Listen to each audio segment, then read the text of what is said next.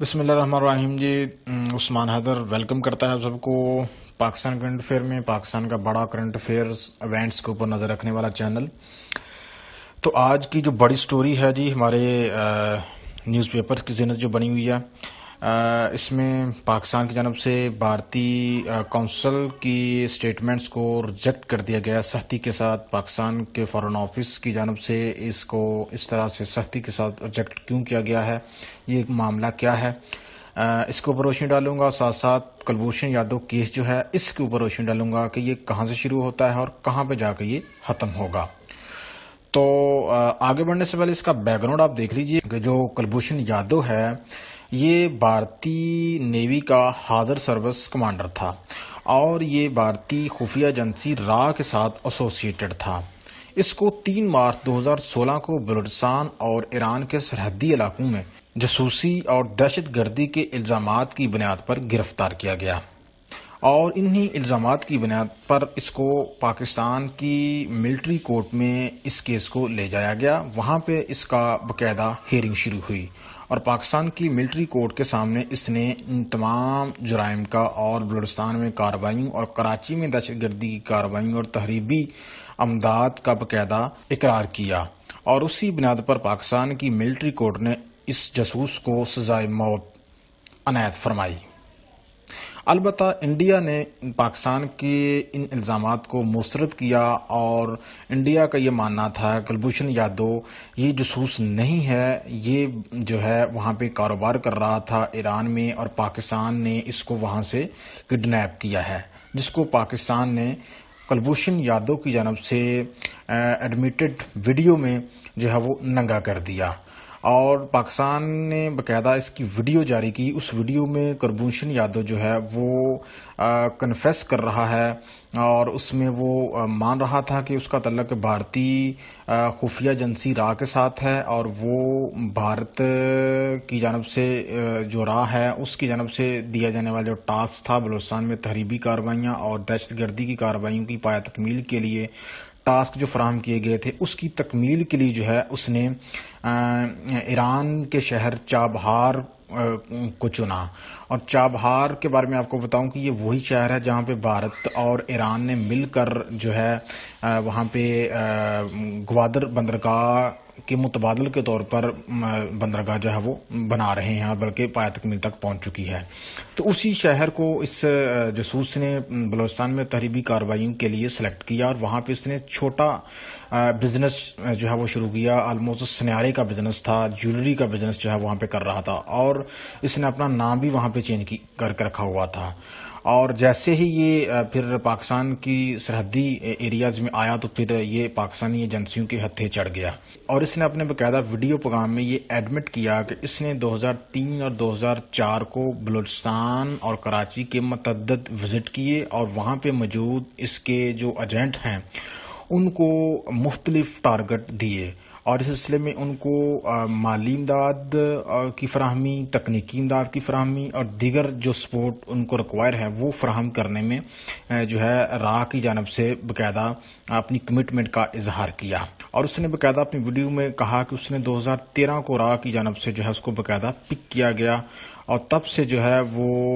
بلوچستان میں تحریبی کارروائیوں، دہشت گردی کی کارروائیوں اور ساتھ ساتھ اور کراچی میں دہشت گردی کی کارروائی، ٹارگٹ کلنگ کی کارروائی، اور بلوچستان میں جو ٹارگٹ کلنگ کی کارروائی اور دیگر جو اینٹی اسٹیٹ ایکٹیویٹیز ہیں اس کی پرفارم کے لیے یہ باقاعدہ ڈکٹیٹ کرتا رہا۔ اور اس نے اہم بات جو یہاں پہ ویڈیو میں بتائی وہ یہ تھی کہ اس نے کہا کہ یہ براہ راست اینی کمار گپتا جو کہ را کا جوائنٹ سیکرٹری تھا اس وقت، اس کے ساتھ یہ ایسوسیٹ تھا، اور یہ اس کو باقاعدہ سیدھا جوابدہ تھا، جس کے بلوچستان اسٹوڈنٹ آرگنائزیشن کے ساتھ بھی کانٹیکٹ تھے، اور ساتھ ساتھ کراچی میں موجود کچھ ایک لسانی جماعتیں ہیں ان کے ساتھ بھی اس کے کانٹیکٹس تھے، جن کے ذریعے یہ کراچی اور بلوچستان میں حالات خراب کرتا تھا، اور وہاں پہ جو اینٹی اسٹیٹ کارروائیاں ہیں وہ پرفارم کرتا تھا۔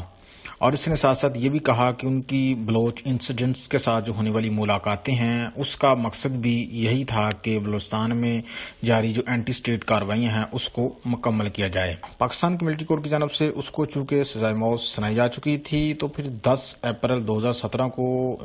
پاکستان کے army chief general Qamar Javed Bajwa نے باقاعدہ ان کی سزائے موت کے اوپر دستخط کر دیے، اور اس سے پہلے کہ پاکستان اس کی سزائے موت کے اوپر عمل درآمد کرتا، بھارت اس کیس کو لے کر انٹرنیشنل کورٹ آف جسٹس چلا گیا،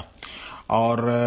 مئی 8 2017 کو انٹرنیشنل کورٹ آف جسٹس میں اس نے الزام لگایا کہ پاکستان جو ہے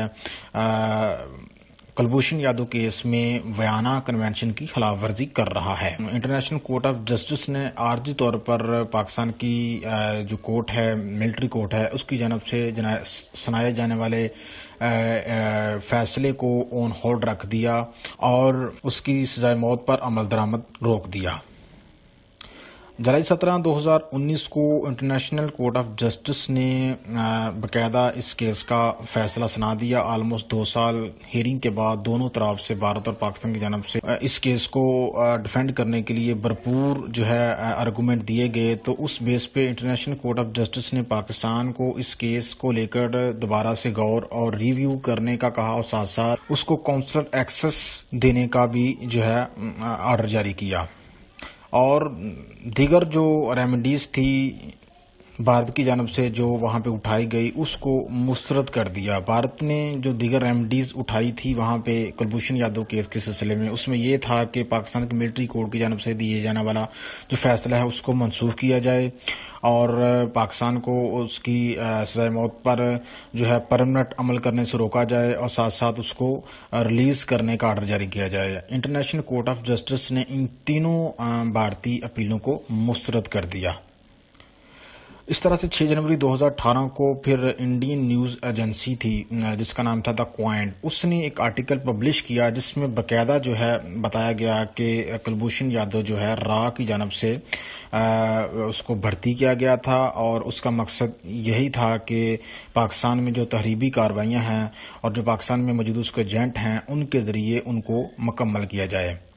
اور بعد میں پھر جب یہ آرٹیکل وائرل ہوا تو بھارتی حکومت نے اس کو گھنٹوں میں ریموو کرنے کا اعلان کر دیا۔ اسی طرح سے فروری 2018 کو ایک بھارتی میگزین ہے بڑا فرنٹ لائن، اس نے بھی اکنالج کیا کہ یادو جو ہے وہ انڈیا کا حاضر سروس سے نیوی آفیسر ہے، اور یہ پاکستان میں جو ہے پراکسی وار جو بھارت کی جانب سے جاری ہے اس کو پایہ تکمیل تک پہنچا رہا تھا۔ دسمبر 25 2017 کو پاکستان کے فارن آفس نے باقاعدہ بھارت کی درخواست پر اس کی میٹنگ جو ہے اس کی پتنی اور اس کی ممتا کے ساتھ بھی کروائی، اور اس سلسلے میں جو آج ڈیولپمنٹ سامنے آئی وہ یہ تھی کہ پاکستان کے فارن آفس نے بھارت کی جانب سے بھارت کا جو لیگل کونسل ہے جس کا نام تھا ہریش سلیو، اس کی جانب سے لگائے جانے والے ان الزامات کو ریجیکٹ کر دیا، جس میں اس نے کہا کہ پاکستان جو ہے انٹرنیشنل کورٹ آف جسٹس کے فیصلے پر عمل درآمد کرنے سے گریزاں ہے، اور اس سلسلے میں جو انٹرنیشنل کورٹ آف جسٹس نے پاکستان کو اس کیس کے حوالے سے ریویو اور ریکنسیڈریشن کرنے کا کہا ہے، اس حوالے سے پاکستان ہمارے ساتھ تفصیلات شیئر کرنے سے ہچکچا رہا ہے۔ واضح کرتے چلیں کہ یہ جو ہریش سلیو تھا یہ بھارت کو انٹرنیشنل کورٹ آف جسٹس میں بھارت کی نمائندگی کر رہا تھا کلبھوشن یادو کیس کے سلسلے میں۔ تو اس نے مزید یہ کہا کہ وہ پاکستان کو 4 خط لکھ چکے ہیں جس میں ہم پاکستان سے اس کیس کے حوالے سے تفصیلات مانگ رہے ہیں کہ اس کو کس طرح سے ریویو کیا جائے گا یا کس طرح سے اس کو ریکنسیڈر کیا جائے گا، تو اس حوالے سے پاکستان نے جو ہے تفصیلات نہیں دی، تو اس لیے ہم نے دوبارہ فیصلہ کیا ہے کہ اس کیس کو ہم دوبارہ سے انٹرنیشنل کورٹ آف جسٹس میں لے کر جائیں۔ اور اس نے ساتھ ساتھ یہ بھی پاکستان کے اوپر الزام لگایا کہ پاکستان جو ہے کونسلر ایکسس جو ہے دی تو تھی بھارت کو لیکن بہت لیٹ دی تھی۔ تو پاکستان کے فارن آفس نے ان تمام الزامات کو بے بنیاد، جھوٹا اور من گرد قرار دیتے ہوئے ان کو مسترد کر دیا اور کہا کہ Pakistan international court of justice کے فیصلے کو منومن عمل کرتا ہے، اور پاکستان نے انٹرنیشنل کورٹ آف جسٹس کے فیصلے کی بنیاد پر ہی بھارت کو کونسلر ایکسرسائز دی، اور اس کیس کو ریویو کرنے کے لیے بھی پاکستان جو ہے انٹرنیشنل کورٹ آف جسٹس کی جو گائیڈ لائن ہیں ان کے مطابق جو ہے عمل کرنے کے لیے کوشش کر رہا ہے۔